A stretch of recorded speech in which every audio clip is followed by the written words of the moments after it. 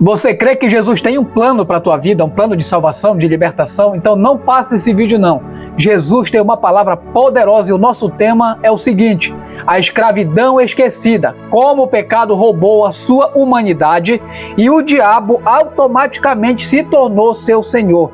Uma pregação bíblica e apologética sobre a natureza humana caída e a necessidade urgente de redenção.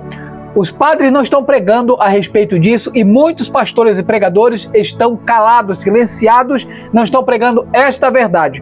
Quando Jesus pregava, ele confrontava o pecado das pessoas.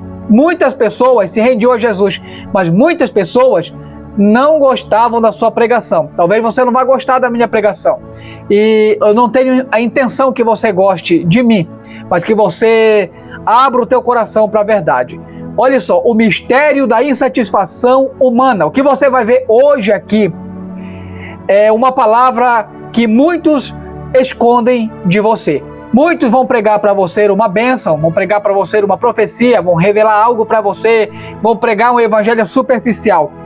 O que eu trago hoje para você é uma palavra poderosa, uma palavra desafiadora, uma palavra que vai confrontar o teu pecado e vai te mostrar a tua realidade. Se eu não amasse a tua alma, eu esconderia a verdade de você. Assim como eu nunca quis que escondessem a verdade de mim, eu não quero esconder a verdade de você. O mistério da insatisfação humana. Meus irmãos, preste bem atenção, observem ao seu redor. Isso, se você tem uma Bíblia aí, pega uma Bíblia aí, observa bem o que eu estou trazendo para você aqui, porque é algo poderoso da parte de Deus.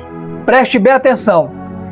Olha só, vejo as multidões correndo atrás de prazeres, consumindo entretenimento, buscando relacionamentos, acumulando os bens e, no entanto, a angústia existencial nunca foi tão epidêmica. Porque o ser humano, dotado de inteligência, criatividade e capacidade de contemplar o infinito, vive num estado permanente de insatisfação. C.S. Lewis, em O Cristianismo Puro e Simples, oferece uma chave para este mistério. Ele diz o seguinte, o grande estudioso do século XIX: criaturas não nascem com desejos a menos que exista algo capaz de satisfazê-los. O filhote de leão tem fome de carne, o bezerro de erva. O peixinho é feito para nadar, o pássaro para voar. Se eu descubro em mim um desejo que nenhuma experiência neste mundo pode satisfazer, a experiência mais provável é que fui feito para outro mundo. Preste bem atenção, você não foi criado e não veio ao mundo para existir somente neste mundo. Existe um projeto maior, existe algo que Deus fez para você. Este desejo insaciável é a evidência de que fomos criados, preste bem atenção, para algo maior, para comunhão com o Criador. Mas algo terrível aconteceu. Hoje, neste vídeo aqui, eu vou expor, junto com você e a palavra de Deus, com a Bíblia na mão, a razão como aliada à realidade aterradora da condição humana caída. Muitos, torno a dizer, muitos padres não pregam essa realidade porque tem medo de confrontar. Muitos pastores não pregam essa verdade porque tem medo de perder o cachê, de perder as oportunidades. Eu não estou nem aí, eu estou aqui para pregar a verdade. Jesus Cristo me arrancou do pecado para pregar a verdade. Se você ama a verdade, quer ouvir uma verdade diretamente do trono de Deus, essa é a oportunidade que Deus está te dando. Antes de entrar no primeiro ponto, eu quero ler o que é que a Bíblia fala em Mateus, no capítulo 13, do versículo 36. Por quê? Porque eu mencionei que uma pessoa que está no pecado, vivendo em pecado, no sistema do mundo, amando o mundo, ainda não se encontrou com Deus, ela tem um relacionamento, íntimo com Satanás. Por quê? Porque a natureza da gente no mundo é uma natureza maligna, é uma natureza que é rebelde contra Deus. E você lembra, quem começou com essa rebeldia foi Satanás. Como ele interferiu no projeto de Deus e o homem caiu no pecado e teve consequências trágicas. Eu quero ler para você. Então, Jesus, deixando as multidões, entrou em casa e chegando-se a ele os seus discípulos, dizendo: explica-nos a parábola do joio do campo. Ele falou da parábola do joio. E eles ficaram curiosos, querendo entender.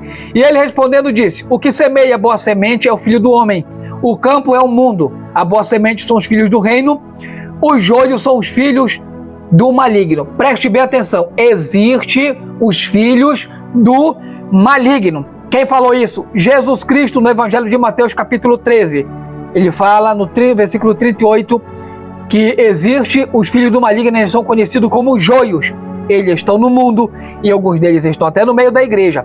Pois assim como o joio é colhido e queimado no fogo, assim será o fim do mundo. Preste bem atenção. Mandará o Filho do Homem os seus anjos e eles ajuntarão do seu reino todos os que servem de tropeço e os que praticam a iniquidade, e lançá-los-ão na fornalha de fogo, ali haverá choro e ranger de dente. Então os justos resplandecerão como o sol do reino de seu Pai. Quem tem ouvidos, ouça, preste bem atenção. O que ele está falando aqui é algo sério. Jesus está falando de uma realidade futura. Os filhos do maligno é todo aquele que nasceu de um ventre, nasceu deste mundo e nunca teve um encontro com Jesus, nunca se entregou para Jesus, não serve a Jesus. A sua vida é dirigida pelos desejos, pelos impulsos, pelo pecado. Ele é escravo do pecado, que é justamente o subtema desta pregação. Pessoas que são escravas do pecado e tem até o próprio Satanás como Senhor, governando os seus apetites, governando as suas intenções, as suas emoções, na sua natureza caída. Primeiro ponto, nós vamos ver que a imagem de Deus foi corrompida, a perda da essência virtuosa. Preste bem atenção. Abra sua Bíblia lá em Gênesis, capítulo 1, versículo 26 e 27. Aqui na Bíblia NTLH diz assim, que é a nova tradução na linguagem de hoje. Então disse Deus: vamos fazer os seres humanos a nossa imagem, a nossa semelhança. Eles terão autoridade sobre peixes, as aves, os animais domésticos, todos os animais selvagens, todos os animais que se movem rente ao chão. Deus criou os seres humanos à sua imagem, criou-os à imagem de Deus, criou homem e mulher. Preste bem atenção que Deus criou algo lindo e perfeito conforme a sua imagem. Aqui está a dignidade original do ser humano, criado a imago Dei, reflexo da natureza moral, racional e espiritual do Criador. O apóstolo Paulo, grande apóstolo, grande escritor da Bíblia, inspirado por Deus em Efésios 4, versículo 24, na mesma tradução NTLH, que aqui nós vamos usar neste vídeo, descreve esta imagem como sendo caracterizada por a nova natureza, criada para ser semelhante a Deus e que traz a verdadeira justiça e a santidade que vem da verdade. Observe que Deus criou algo novo em Jesus Cristo. A criação de Adão caiu em pecado, da onde a gente se origina já em pecado. Por isso Jesus veio para buscar e salvar o que se havia perdido. Preste bem atenção. Mas observe a tragédia registrada em Gênesis 3, do versículo 6 ao 7, que diz assim: a mulher viu que a árvore dava frutos bons para comer e que atraía os olhos, pois era desejável para se obter entendimento. Então ela tomou o fruto, comeu e deu também ao marido, que estava com ela, e ele comeu.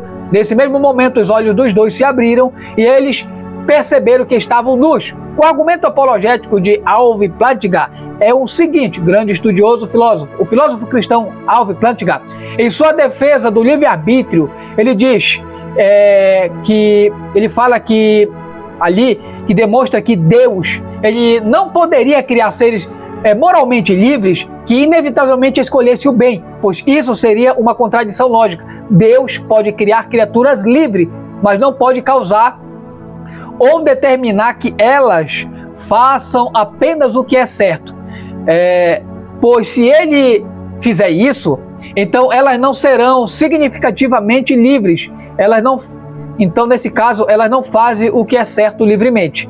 No entanto, Plantinga, ele introduz o conceito de depravação transmundana. Ele fala, em todas as circunstâncias possíveis, onde temos liberdade real, escolhemos o mal. Toda vez que temos uma liberdade real para fazer o que é certo e o errado, automaticamente nós optamos por fazer o que é errado. Isso não é coerção divina, mas corrupção radical da vontade humana. Como disse C.S. Lewis, grande estudioso, alguns de nós que perecemos ou que parecemos pessoas bastante agradáveis, podemos de fato ter feito tão pouco uso de uma boa herança e de uma boa educação que somos realmente piores do que aqueles que consideramos demônios. Tá vendo só? O argumento é muito forte. A queda não foi um mero acidente histórico, foi a rebelião cósmica que corrompeu a imagem de Deus em todos nós. Romanos capítulo 3, do versículo 23 da Bíblia NTLH declara: todos pecaram e eles estão privados da glória de Deus. A palavra privados vem do grego histerior, implica falência barra uma falência do grego bancarrota espiritual. Perdemos, neste caso, no sentido desta palavra grega, perdemos a capital da imagem divina. O segundo ponto traz o tema escravos do pecado. E é aqui que eu quero que você preste bastante atenção. Escravos do pecado é a nossa realidade sem Deus. Eu vivi essa realidade. Eu reconheci que eu era escravo do pecado. Assim como você precisa reconhecer para ter um encontro com Deus. Escravo do pecado, a natureza humana sob domínio satânico.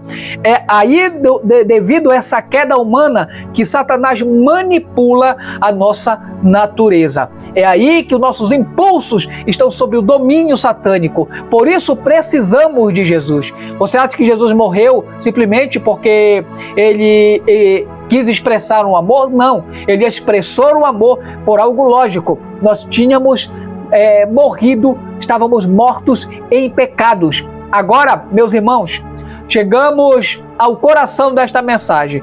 A Bíblia não descreve o pecador como alguém livre, mas errante, descreve-o como escravo. Essa é a verdade da Bíblia que poucos não querem pregar. Na realidade, uma pessoa que ainda não aceitou Jesus, ela pode dizer que ela é boa, pode fazer boas obras, pode parecer uma pessoa legal, mas essa pessoa legal, essa pessoa bacana é segundo os seus conceitos e preceitos, não segundo os conceitos espirituais santos de Deus, nem segundo os preceitos do mandamento do Senhor. Leiamos João capítulo 8 no Evangelho, versículo 34. Com atenção, Jesus respondeu: eu digo a verdade, quem comete pecado é escravo do pecado.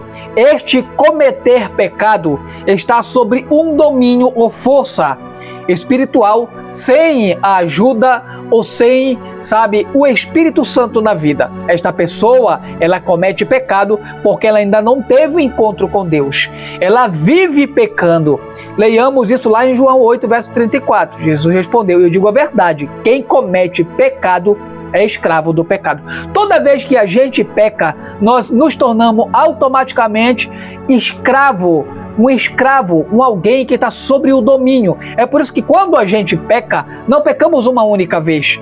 A partir do momento que a gente peca, abre-se uma porta e a partir dali parece que a nossa natureza agora ela encontra um acesso livre para aquela prática. Por quê? Porque automaticamente, se Jesus não fizer alguma coisa, se a gente não se arrepender, a gente então está debaixo do poder do pecado. Em 2 Timóteo capítulo 2, versículo 25 a 26, a Bíblia fala em NTLH diz o seguinte: talvez Deus lhe dê a oportunidade de se arrependerem e de conhecerem a verdade. Assim, eles voltarão ao seu juízo e escaparão das armadilhas do diabo, que os mantém presos fazendo o que ele quer. Preste bem atenção que a Bíblia está dizendo em 2 Timóteo, capítulo 2, do versículo 25 ao 26, que o ser humano está aqui, a igreja, o povo de Deus, a qual a carta ao Timóteo foi endereçada, foi enviada, foi lida, tinha os irmãos ali que estavam sobre o domínio do diabo, as armadilhas do diabo que os mantém presos fazendo o que ele quer. O diabo mantém as pessoas presas fazendo a vontade dele. Você queira aceitar isso ou não. A conexão espiritual com esse Satanás que o texto acabou de declarar essa verdade, que por sinal pouco é pregada, o apóstolo Paulo em Éfeso, no capítulo 2 da carta aos Efésios, do versículo 1 e 3, ele expõe a realidade espiritual que a cultura secular nega. Até mesmo púlpitos estão negando esta verdade. Até mesmo a igreja, pastores, padres que deveriam pregar essa verdade, estão tirando esta verdade dos púlpitos e estão escondendo. No passado, diz a carta aos Efésios, no capítulo 2, do versículo 1 ao 3, segundo o apóstolo Paulo, inspirado por Deus. No passado, vocês estavam espiritualmente mortos por causa das suas desobediências e pecado. Viviam dominados por este mundo. Preste bem atenção. Viviam dominados por este mundo, seguindo o poder do diabo, o espírito que governa os seres desobedientes. Preste bem atenção. Toda desobediência, ela está ligada de alguma forma, direta ou indiretamente, a Satanás. Todos nós, diz a Bíblia, éramos assim também. Vivíamos de acordo com os nossos desejos naturais e fazíamos o que a nossa natureza humana e a nossa própria vontade queriam. Preste bem atenção que a Bíblia está dizendo que a nossa natureza, a nossa vontade, viu? As nossas intenções, os nossos impulsos que a gente tem costumeiramente no cotidiano da gente, se não tiver de acordo com o padrão, com a palavra de Deus e a santidade de Deus ou o Espírito de Deus, é algo carnal que está ligado aos poderes espirituais de Satanás no mundo. E não sou eu que diz, não. Está escrito em Efésios capítulo 2, versículo 1 ao 3. Vivíamos de acordo com os nossos desejos naturais e fazíamos o que a nossa natureza humana e a nossa própria vontade queriam. Assim, por natureza, todos nós éramos merecedores do castigo de Deus, assim como os outros. Preste bem atenção. Aqui vocês devem entender o porquê você precisa o mais rápido ter um encontro com Deus, aceitar a Jesus. 3 vezes o apóstolo Paulo enfatiza: estávamos mortos. Mortos como? Se estou respirando, estou andando, estou trabalhando, estou transitando. Mortos espiritualmente, mortos moralmente diante de Deus. A Bíblia diz: estávamos mortos, dominados por este mundo, seguindo o poder do diabo. Quer dizer, o diabo está tangindo a humanidade. A palavra dominados vem da palavra grega peripateo, que significa andar segundo o padrão da vida do não regenerado, editado pelo príncipe das trevas, que é Satanás, o príncipe deste mundo. Por isso que uma pessoa não consegue viver agradando a Deus. Ela tem boas intenções, ela tem boas ideias, mas ela não tem força e não tem liberdade, porque ela é escrava. Por isso Jesus disse: se o Filho vos libertar, verdadeiramente sereis livres. O argumento do estudioso Jonathan Edwards, que ele fala o seguinte: em seu sermão Pecadores na Mão de um Deus Irado, ele diz, que data de 1741, ele descreve a condição humana com terrível clareza. Os homens naturais são mantidos, diz ele, na mão de Deus sobre o poço do inferno. Eles merecem o poço ardente e já foram sentenciados a ele. O diabo está esperando por eles. O inferno está escancarado para eles. E as chamas se aglomeram e cintilam ao redor deles. Eles não têm refúgio, nada a que se agarrar. Tudo o que os preserva a cada momento é a mera vontade arbitrária e a indulgência não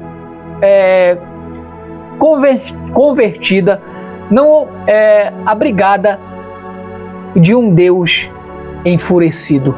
Essa é a realidade. É a realidade da pessoa que não serve a Deus. Ela pode ser uma pessoa bacana, pode ser uma pessoa legal, mas ela não é uma pessoa bacana e legal diante da palavra, da graça de Deus. Diante de um Deus Santo, ela ainda é uma pessoa que vive em pecado e está sob a influência dos poderes do príncipe deste mundo, sob o poder e sob a influência do mundanismo diabólico que rege a humanidade, rege o mundo. Jonathan Edwards não estava sendo radicalmente teológico, estava expondo a realidade bíblica de que o pecado não é mera imperfeição moral, mas rebelião ativa contra o governo de Deus, de um Deus santo, colocando o ser humano sob jurisdição satânica. Essa é a realidade. E poucos pregam e muitos não acreditam. Terceiro ponto, o sistema mundano, a cultura como prisão do diabo. Como a cultura influencia a gente nesse pecado, como ela nos mantém à vontade nisso e nos influencia. Meus irmãos, olha só, irmãs, meus amigos, precisamos entender que o diabo não opera apenas no ocultismo explícito, mas através do sistema mundano, as estruturas culturais, filosóficas e sociais que naturalizam a rebeldia contra Deus. Olhe só, preste bem atenção. 1 João capítulo 2, versículo 15 e 17, adverte: não amem o mundo, nem as coisas que há nele. Se alguém ama o mundo, o amor do Pai não está nele. Pois tudo o que há no mundo, os desejos, preste bem atenção, os desejos naturais, a ganância, a arrogância da vida, não vem do Pai, mas sim do mundo. O mundo e os seus desejos passam, mas quem faz a vontade de Deus vive para sempre. Aqui João identifica 3 algemas do sistema diabólico e redobre a sua atenção.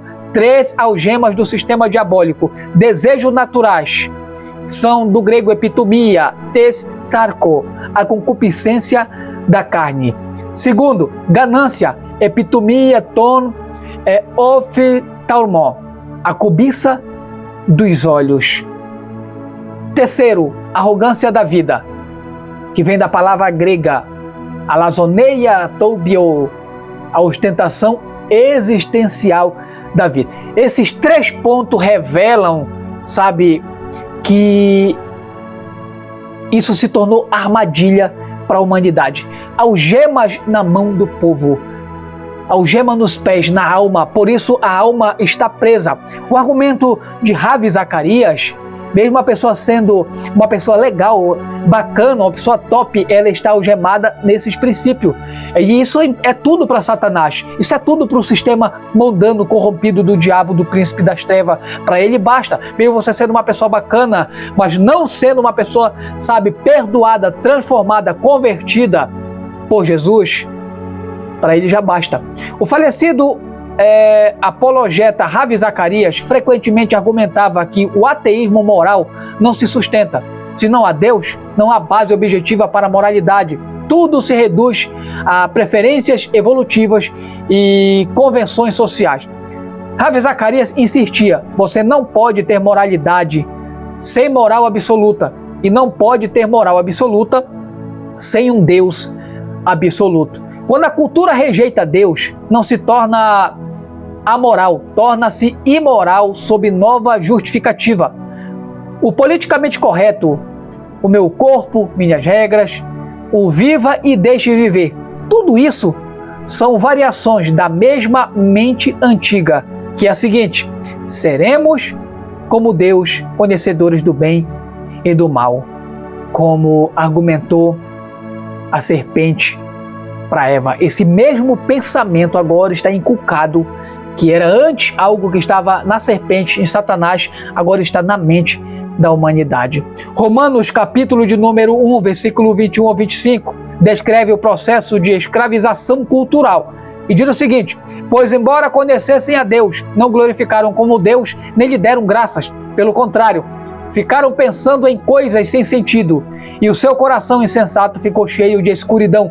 Dizendo-se que eram sábios, tornaram-se tolos e trocaram a glória de Deus, do Deus imortal, por imagens que representam o ser humano mortal, pássaro, animais de 4 patas e répteis. Por isso, Deus os abandonou à impureza, segundo os desejos do seu coração deles.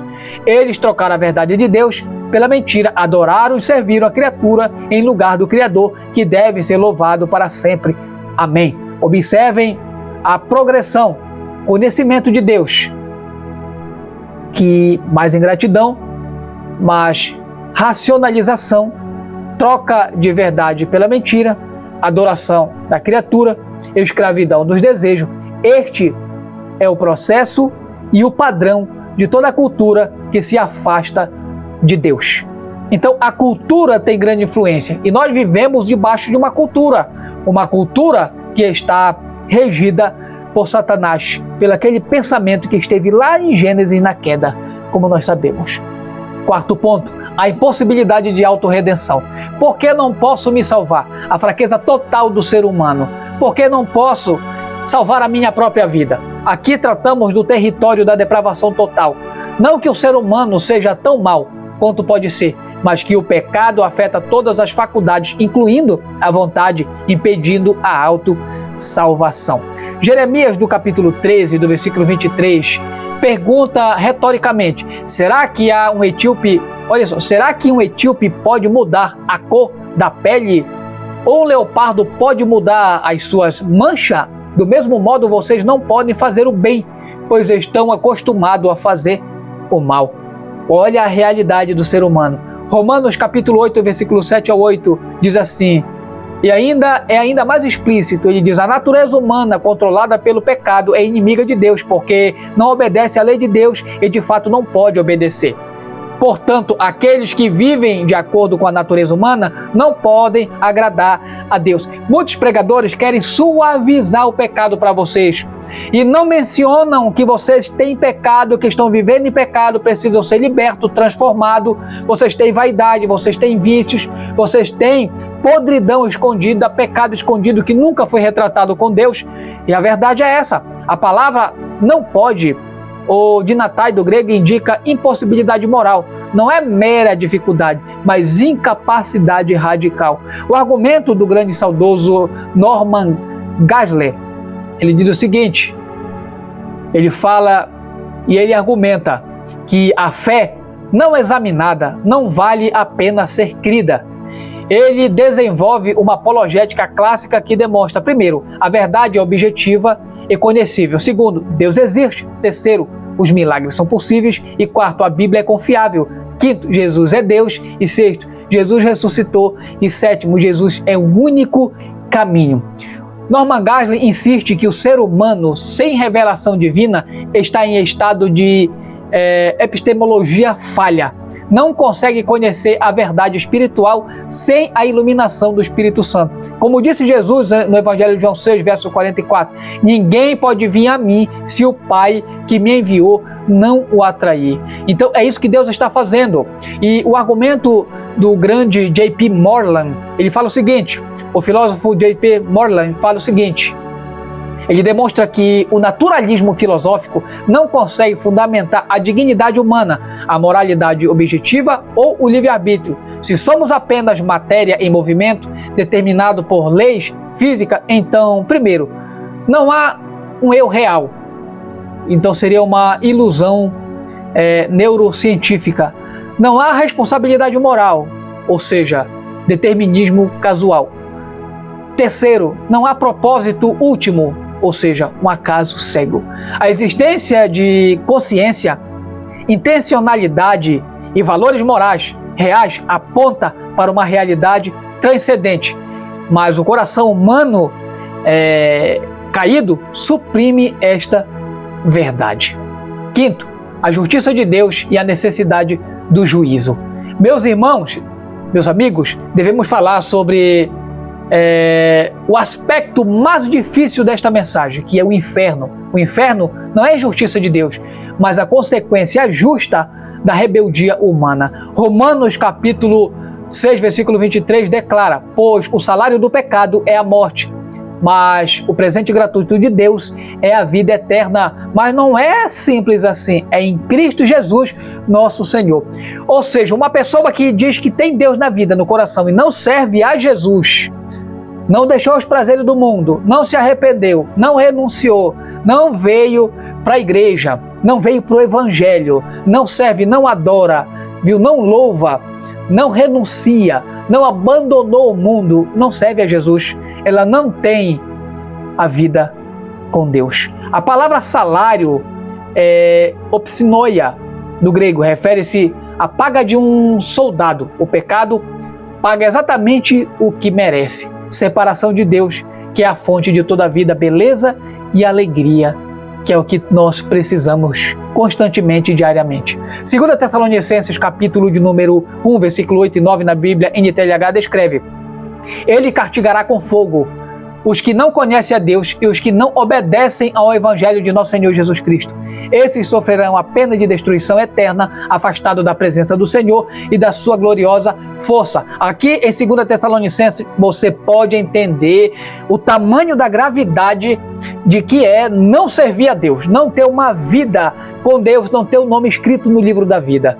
O argumento de William Lane Craig é o seguinte: William Lane Craig, em debates filosóficos, defende que o inferno é consistente com o amor de Deus. Por quê? Por que é consistente? Primeiro, o amor divino não anula a justiça divina. Deus é santidade tanto quanto é amor. Segundo, o inferno é autoexclusão. O pecador escolhe separar-se de Deus. Não é isso que as pessoas querem? Porque na época de carnaval as pessoas todas não vão para a igreja? Porque elas decidem com base no livre-arbítrio, em fazer aquilo naquela época. Então, as pessoas decidem ir para o inferno porque o caminho do inferno dá para elas a sensação de liberdade que elas tanto desejam. A dignidade, no terceiro ponto, a dignidade humana exige consequências. Seres morais responsáveis devem arcar com suas consequências. Então, preste bem atenção. William Lane Craig argumenta que o inferno não é tortura arbitrária, mas destruição da relação com Deus, que é o bem máximo. Ou seja, estar no inferno ali está totalmente destruído da comunhão com Deus. Rejeitar Deus é rejeitar o próprio fundamento da existência significativa, fala William Lane Craig. O argumento de Josh McDowell, ele diz que demonstra, melhor dizendo, historicamente, a confiabilidade das Escrituras e a ressurreição de Jesus. Mas ele também enfatiza que o cristianismo não é apenas verdade intelectual, é verdade existencial que exige resposta. Josh McDowell, ele costumava dizer: Jesus não pode ser apenas um bom mestre, como muitos querem que ele seja. Ele é Deus ou é um louco. Preste bem atenção. Ele ou é Deus ou ele é um louco, ou é o pior dos mentirosos. E nós sabemos, se Jesus é Deus, as evidências históricas apontam para isso. Então, suas palavras sobre juízo devem ser levadas muito a sério. Não fique com medo dos que matam o corpo, disse Jesus, mas não podem matar a alma. Pelo contrário, fiquem com medo daquele que pode destruir tanto a alma quanto o corpo no inferno. Quem falou isso, essa palavra dura? Jesus Cristo. Está lá em Mateus capítulo 10, versículo 28. Você acha que o plano de salvação que Deus tem para você é um mero acaso? É um fruto do sei lá o quê? Da religião? Dos evangélicos? Não. É da eternidade, é da santidade de Deus, é do amor de Deus. Sexto ponto, a redenção em Cristo, a única saída da escravidão. Então, como se safar dessa realidade? Só Jesus, só sendo redimido por Ele. Por isso que nós temos uma entrega para Deus. Devemos nos entregar para Ele. Temos que entregar toda a nossa vida para Ele. Mas há boas novas para isso. A Bíblia não termina na condenação somente, mas na redenção através de Jesus Cristo. A Bíblia fala no Evangelho de João 3, versículos 16 e 18. Ela proclama: porque Deus amou tanto o mundo que deu seu Filho unigênito para que todo aquele que nele crê não morra, mas tenha vida eterna. Pois Deus não enviou o seu Filho ao mundo para condenar o mundo, mas para que o mundo seja salvo por meio dele. Preste bem atenção, para que o mundo seja salvo por meio dele. Aqui é o propósito universal do plano da graça de Deus, salvar todo tipo de pessoa. Só não vai para o céu aquelas que preferem viver no pecado, ou seja, elas livremente decidem ir para o inferno. Quem crê nele não é condenado, mas quem não crê já está condenado por não ter crido no único Filho de Deus. E este crer aqui não é um estado do intelecto, da mente humana, da existência de Deus. É um crer responsível, é um crer que assume responsabilidade. Romanos capítulo 5, do versículo 8 ao 10, explica o mecanismo da salvação. Mas Deus prova o seu amor para conosco pelo fato de que Cristo morreu por nós quando ainda éramos pecadores. Agora, pois que fomos reconciliados, o fato de Deus te amar, e se você não foi reconciliado, não muda nada. Deus ama o mundo inteiro, mas ainda nem todos estão reconciliados com Ele. A Bíblia diz: agora pois que fomos reconciliados com Deus pela morte do seu Filho, como muito mais, olha só, com muito mais razão seremos salvos pela sua vida, agora que já fomos reconciliados. Se não houver reconciliação de você com o teu Deus, com Deus que você diz que crê, você vai para o inferno. Essa é a palavra que o padre não prega e os pastores e muitos pregadores estão calados e não querem te falar a verdade. O argumento do filósofo Peter Kreeft, que por sinal é um católico por excelência, é um teólogo católico excelente, ele fala o seguinte: o filósofo católico Peter Kreeft, cujos argumentos são ecumenicamente válidos para os protestantes. Ele propõe o argumento do desejo. Todo desejo natural tem objetivo correspondente: fome, comida, sede, água. O desejo insaciável do coração humano por infinito, justiça, beleza e amor perfeito aponta para Deus como o único satisfator, o único que pode satisfazer esses desejos. Kraft argumenta que o cristianismo é a única religião onde, primeiro, Deus busca o homem, não o contrário. Segundo, a salvação é graça, não obra humana, não é mérito. Não é mérito, não é indulgência. Terceiro, o amor divino é sacrificial. Cristo morre por seus inimigos, porque a Bíblia diz que nós éramos inimigos em pecado contra Deus. Nós éramos como inimigos diante de Deus e Ele nos reconciliou com Ele. Que maravilha! Efésios 2, versículo 4 e ao 9 diz o seguinte: mas Deus, que é rico em misericórdia, por causa do grande amor com que nos amou, deu-nos vida com Cristo, quando ainda estávamos espiritualmente mortos por causa dos nossos pecados. É pela graça que vocês são salvos, pois Deus nos ressuscitou com Cristo e nos deu um lugar com Ele no céu. Deus, olha só, Deus os salvou pela sua graça por meio da fé, e isso não vem de vocês, mas é um presente de Deus. A salvação não vem das obras, para que ninguém possa se orgulhar. Então você que acha que vai ser salvo por fazer boas obras, por ajudar alguém, não. Você só vai ser salvo se você for reconciliado com Deus através de Cristo. Sétimo ponto, o chamado à conversão, urgência e responsabilidade. Meus irmãos, esta não é uma mensagem para ser ouvida passivamente. Hoje é o dia da salvação. 2 Coríntios 6, versículo 2, adverte: pois Deus diz, eu o ouvi no tempo certo e o socorri no dia da salvação. Eu lhes digo que agora é tempo certo, agora é o dia da salvação. Isso está lá em 2 Coríntios 6, versículo 2. Jesus quer te libertar, quer salvar a tua vida, abre os teus olhos. Hebreus 3, versículo 15, ecoa. Por isso, como diz as Escrituras Sagradas, se vocês ouvem hoje a voz de Deus, não endureçam o coração. O argumento de Francis Schaeffer é o seguinte, grande teólogo. O apologista, o apólogo francês Schaeffer argumenta que o cristianismo não oferece apenas verdade religiosa, mas respostas verdadeiras para as grandes perguntas da existência. Quando confrontados com o absurdo da vida sem Deus, como em Sartre ou Camus, o evangelho oferece significado, que pode ser: somos criados com propósito. Também moralidade, valores objetivos fundamentados em Deus. Também esperança, redenção histórica e consumação escatológica. Mas Schaeffer enfatiza: a verdade deve ser vivida. Conhecer intelectualmente sobre o pecado e a salvação não basta. É necessário arrependimento genuíno e fé em Cristo. A decisão que determina a eternidade. Para concluir, permita-me concluir com uma ilustração adaptada por C.S. Lewis. Imagine um barco em alto mar, em meio à tempestade. Os passageiros estão bêbados, dançando, brigando entre si, completamente alheios ao perigo iminente. O capitão tenta alertá-los, quer avisar, mas eles zombam dele. Estamos nos divertindo, gritam eles. Não nos controle. O capitão sabe que há um princípio de terror, de desgraça à frente. Mas os passageiros, em sua embriaguez, não conseguem ver. O ser humano é assim, embriagado de pecado, escravo de paixões que o destrói, zombando das advertências divinas e da evidência bíblica, enquanto o abismo do juízo se aproxima.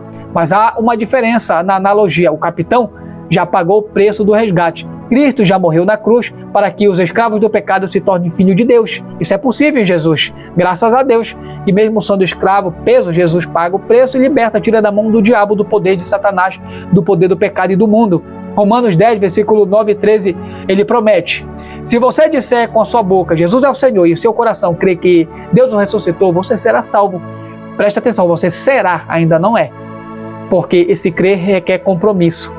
Pois nós cremos com o coração e somos aceitos por Deus. Declaramos com a boca e somos salvos. As Escrituras Sagradas dizem: quem nele confia não será decepcionado, pois não há indiferença entre judeu e não judeu. O mesmo Senhor é Senhor de todos e dá riqueza a todos, esta riqueza espiritual, a todos os que o pedem, pois todo aquele que pedir a ajuda do Senhor será salvo. Se você deseja, você obterá.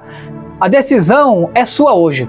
Você pode continuar como escravo do pecado, cativo do sistema mundano sob a ira de Deus. Você vai para o inferno se continuar assim, lembre bem. Ou pode se arrepender hoje, crer em Jesus Cristo e receber a vida eterna. Não deixe que o orgulho, o medo do que dirão a respeito ou a procrastinação o impeçam. Amanhã pode ser tarde demais. Como disse Jonathan Edwards, você não tem segurança em nada além de Cristo. Fora dele, você está pendurado sobre o inferno por um fio, pelas mãos de um Deus irado. Mas em Cristo há segurança eterna, paz com Deus, liberdade do pecado e esperança na glória. Venha Cristo agora, eu te convido. Jesus te convida, o Espírito te convida. Venha agora para Jesus. Jesus te ama. Então eu quero orar contigo. Se você ficou até aqui, Jesus te ama. Que esta mensagem sirva para convencer você, pecador, de sua necessidade de Cristo e fortalecer o crente na verdade apologética da fé. Que Deus te abençoe. Eu quero orar por você para a gente encerrar, que o vídeo já está longo, 40 minutos, mas valeu a pena. Jesus te ama. Se você quer Jesus, dobra o teu joelho, abaixa a tua cabeça, ore comigo. Senhor, perdoa meus pecados, escreve meu nome no livro da vida. Eu quero voltar, que eu estava desviado. Senhor, eu nunca te confessei, nunca te aceitei, mas eu fiquei nesta palavra e hoje eu quero te confessar. Eu sei que tu tem uma palavra para mim. Senhor, eu não estou podendo ir na igreja, mas Senhor, hoje eu te confesso e vou te cultuar na tua casa de adoração. A partir daqui eu vou te servir. Escreve meu nome no livro da vida, perdoa meus pecados, muda minha história, me liberta, me transforma. Senhor, toma esta pessoa em tuas mãos, salva ela agora. Liberta, transforma, resgata, muda, dá o Espírito Santo para ela, faz dela uma nova criatura, escreve o nome dela no livro da vida, faz dela um santo, uma santa mulher de Deus, uma jovem, adolescente ou até mesmo uma criança, Senhor, cheia do Senhor, guiada pelo teu Espírito, servindo o Senhor para a honra e glória do teu nome. Que Deus te abençoe. Se ainda não segue a gente aí, compartilha, comenta, deixa o teu like. Deus te abençoe em nome de Jesus. Amém.